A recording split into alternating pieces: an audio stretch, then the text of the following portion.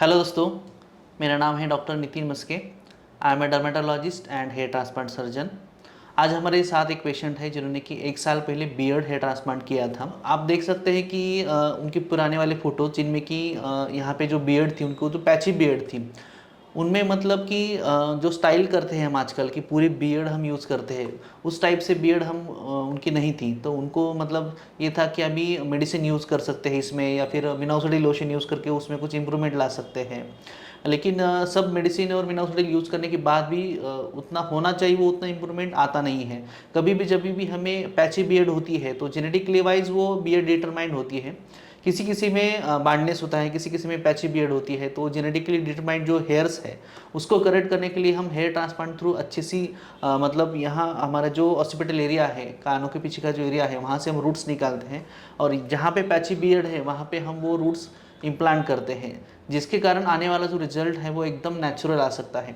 तो अभी हम आपको दिखाएंगे कि बियर्ड जो इनका जो रिज़ल्ट आया है कि 1 साल बाद उसमें कैसा रिज़ल्ट आपको भी अचीव कर सकते हैं, और जो पैची बियर्ड है उसमें कैसे हम नेचुरली आपका जो बियर्ड है वो ग्रो कर सकते हैं। तो आपको क्या लगता है कि 1 साल बाद कैसा लग रहा है आपको? फिर कॉन्फिडेंट हैं आप, या फिर कुछ कैसा इम्प्रूवमेंट आया है आपको? पहले तो मैं आपको थैंक यू बोलना चाहूँगा कि यस। आपकी वजह से मुझे इतना अच्छा रिज़ल्ट मिला है, जो ओके। मैं एक्सपेक्ट कभी नहीं कर सकता था कि ऐसे कुछ हो सकता है।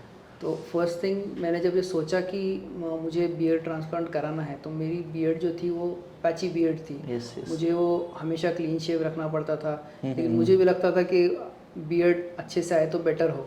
या। बट आपने जैसे बोला कि मिनोक्सिडिल सॉल्यूशन यूज़ करो या कुछ दवाइयाँ यूज़ करो, हाँ उससे हाँ हाँ। इतना इफेक्ट नहीं आता है।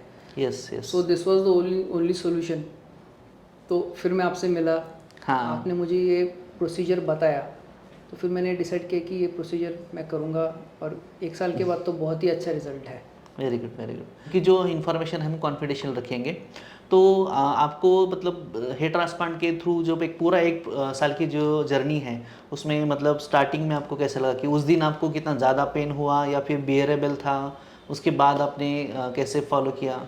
फॉर द फर्स्ट 5 मिनट्स जब प्रोसीजर स्टार्ट होती है, यस यस। एनेस्थेशिया का जो प्रोसेस अपने 5 मिनट्स का है, वो थोड़ा सा एकदम माइनर सा पेनफुल है, बट इट इज़ बेरेबल, एब्सोल्युटली बेरेबल।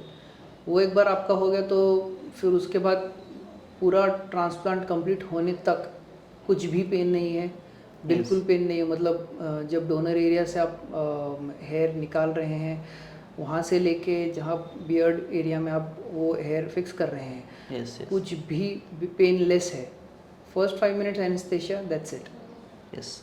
तो आप दोस्तों देख सकते हैं कि मतलब जब हम ट्रांसप्लांट करते हैं, जो हम बियर ट्रांसप्लांट करते हैं या फिर जो फ्रंट में हमारा जो बार्डनेस है वहाँ ट्रांसप्लांट करते हैं, तो उसमें से स्टार्टिंग में 2 मिनट पेन हो सकता है, लेकिन हमारी जो पूरी ट्रांसप्लांट की जर्नी है 6 से 8 आवर्स की हमें टाइम लग सकता है। तो उसमें बस स्टार्टिंग के कुछ टाइम के लिए हमें पेन हो सकता है, लेकिन बाद में पूरा पेनलेस हमें जो सर्जरी है वो हो सकता है। तो ट्रांसप्लांट के बाद नियर अबाउट हमने मेडिसिन जो है कि हार्डली 1 या 2 महीने बीएड के लिए कुछ मेडिसिन दिया था। उसमें से बायोटीन मेडिसिन हमने दिया था और मिनोक्सिडिल 2% हमने सॉल्यूशन यूज़ किया था।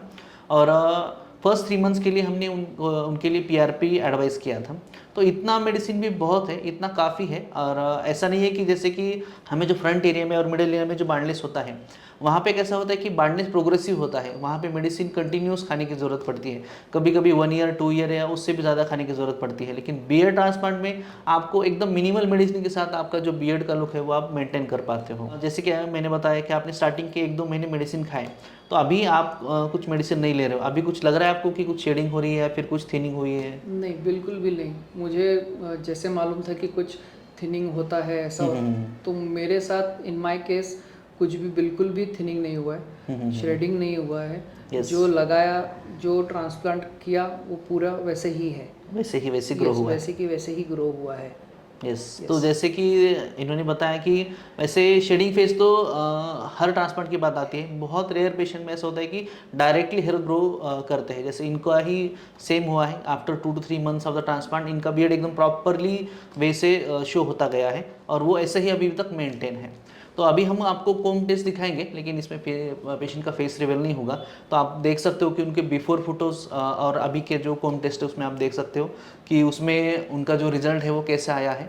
और आपको भी लग रहा है कि आपकी जो पैची बियर्ड है उसमें आपको ग्रो करना है, आपको भी अच्छी बियर्ड ग्रो करनी है, तो आप भी हेयर ट्रांसप्लांट के साथ उसको अच्छे से अचीव कर सकते हैं।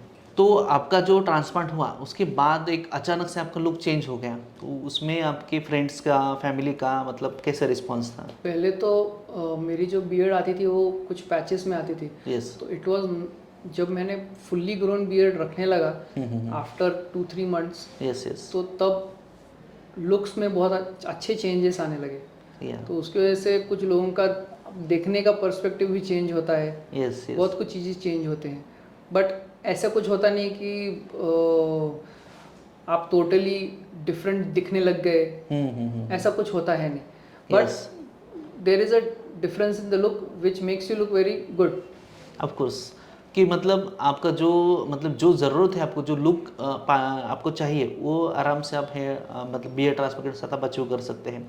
आपको ऐसे किसी ने बताया कि भाई तूने क्या किया, तूने तो ट्रांसप्लांट तो नहीं किया, ऐसे किसी ने बताया आपको? नहीं, इट इज़ मतलब रिकॉग्नाइज ही नहीं कर सकते कि ये ट्रांसप्लांट है। वो Yes. इतने अच्छे से प्रॉपरली सारे हेयर्स अलाइंड है कि वो नेचुरल ही लगता है। Yes yes. तो नियर अबाउट अभी अब 1 साल हो गया हमारा बियर्ड ट्रांसप्लांट करके, तो इसमें आप बियर्ड को जब ट्रिम करते हो या फिर शेव करते हो या फिर कभी सैलून में जाते हो, तो उस टाइम पे आपको कुछ इशू आया है, कुछ ऐसे डाउट मतलब या फिर कोई प्रॉब्लम अभी तक? नहीं, आफ्टर अराउंड 4 मंथ्स मैंने फर्स्ट टाइम शेव किया था एंड उसका प्रॉब्लम तो कुछ भी नहीं आया ना। जैसे जो ट्रांसप्लांट हुआ था उसी हिसाब से सारे हेयर्स वापस ग्रो हुए। जो भी मैं ट्रिमिंग करता हूँ नेचुरली जो कर सकते हैं वो सब कुछ मैं Yes. ट्रिमिंग मशीन से मैं इजीली घर पे भी कर सकता हूँ, सैलून में भी जा कर सकता हूँ। उसको मैं कुछ भी चाहिए मेरे को जैसे शेप चाहिए चेंज कर वैसे सकते शेप हैं। चेंज कर सकता हूँ वैसे उसका। यस।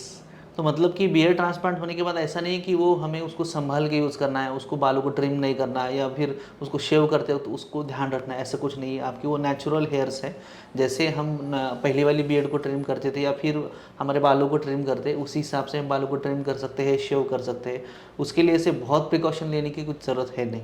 चलेगा, तो हम अभी इनका कॉम टेस्ट करके आपको दिखा देते हैं कि मतलब जैसे कि बियर्ड में एंगल बहुत इंपॉर्टेंट है और बियर्ड में जो बाल लगाते हैं वो भी मतलब उससे मैच होना बहुत इंपॉर्टेंट है, क्योंकि हमें जो हेड पे जो बांडनेस होता है उसमें हमारा प्रायर एम ही रहता है कि बस वो बांडनेस से जो कवर हो जाए, लेकिन बियर्ड में मैच होना बहुत इंपॉर्टेंट है। तो लुक अच्छा भी आ सकता है, उतना लुक ख़राब भी हो सकता है। हम यहाँ पे देख सकते हैं कि यहाँ से ये वाला जो पैच है वहाँ पे पूरा मतलब गैप था, वहाँ पे पूरी पैची बियर्ड थी। तो हमने ये वाला पार्ट में पूरे हमने ट्रांसप्लांट किया है, बियर्ड ट्रांसप्लांट। यहाँ से लेके पूरे रूट्स निकाले थे और यहाँ पे इम्प्लांट किया था। अभी आप देख सकते हैं कि इसी पार्ट में इनका जो एंगल है near about parallel to the skin है, मतलब जितना पैरेलल टू स्किन एंगल रहेगा उतना वो नेचुरली अच्छे से ग्रो करता है और वो अपने बियर्ड के साथ मैच करता है। सेम उसी तरह आप इधर का भी आप देख सकते हैं कि ये वाला जो पार्ट है हमने पूरा, अब मार्किंग में देख सकते हैं इमेजेस, उसी हिसाब से ही हमने ये वाला पैच भी पूरा अच्छे से फिल किया है। तो इन दोनों जो चिक्स एरिया है, ये दोनों की यहाँ की जो बियर्ड है हमने वो पूरी पैची बियर्ड है वो आफ्टर बियर्ड ट्रांसप्लांट उसको अच्छे से हमने मैनेज किया है, मतलब वो अच्छे से फिल हो चुका है। और जो एंगल है, उनके जो हेयर क्वालिटी है, हेयर कलर है, हेयर टेक्सचर है, वो अच्छे से मतलब अपनी जो एग्जिस्टिंग बियर्ड है उसके साथ मैच करता है। क्योंकि अगर ज़्यादा थिक हेयर भी लगाते हैं तो उसका मतलब दिखने में इतना अलग दिखता है, क्योंकि नीचे वाली जो बियर्ड है उसका जो थिन हेयर्स होते हैं बियर्ड में कंपेरेटिवली तो अपना जो स्काल्प एरिया है, और वहाँ के जो फिर थिन हेयर ही हमें यहाँ पे यूज़ करके उसको इम्प्लांट करना होता है।